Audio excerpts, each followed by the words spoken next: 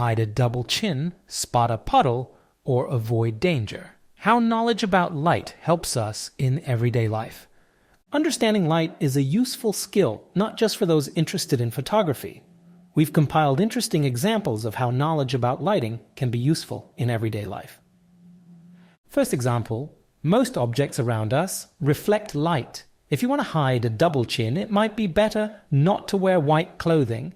Notice how well a white t-shirt reflects light and illuminates the chin from below.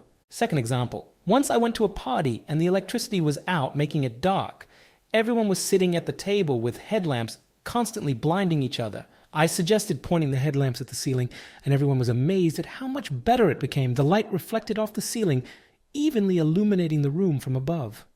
Of course, if you're outdoors where there's no ceiling, this won't work, but you can use a bottle, white bag, or balloon to soften the light, just like we did in our video about using a white balloon to soften the light from a built-in flash.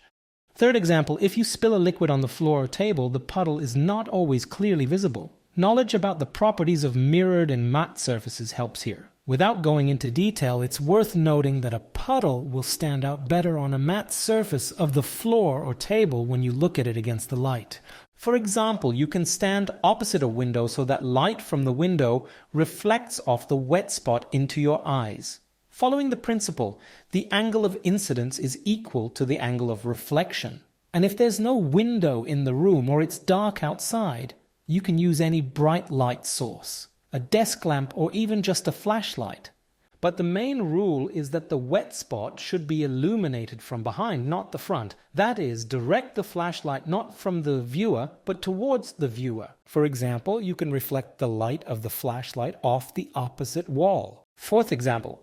When working with wires in a computer or an electrical panel, the sharp shadows from the wires and your hands constantly interfere with concentration, as the shadows from the wires are comparable in size to the wires themselves, causing a shimmering effect in your eyes. You can direct the flashlight towards a wall or a sheet of paper. This way it's much better. The shadows become softer and less contrasty.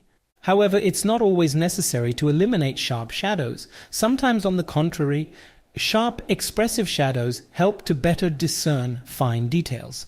As in the fifth example, if you attach a flashlight to a vacuum cleaner, you will be able to easily determine which areas of the floor still have dust. An important point, the flashlight should illuminate the dust particles from the side so that the shadows are as elongated as possible. If you hang the flashlight on your forehead, you will not be able to see much. The same effect is related to the sixth example. If it's important for you to see the irregularities of the road you are walking or cycling on, it's better when the flashlight is further away from the level of your eyes.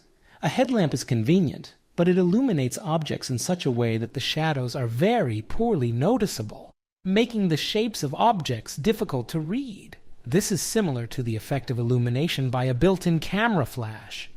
Seventh example. On a person's face there are pores and wrinkles, so side lighting in portraits is used with special caution. However, in everyday life, it's sometimes useful to see all these irregularities.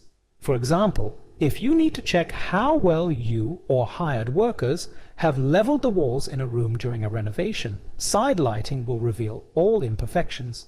And the last, eighth example is important for your safety. Surely many of us have used a magnifying glass to burn patterns on wood or paper. It turns out you can do the same with a magnifying mirror which, like a magnifying glass, concentrates the rays of light into a small spot. So be careful and don't leave such a mirror on a window that gets direct sunlight. Of course, understanding light will also help you take more interesting photographs, and we talk about this on our channel.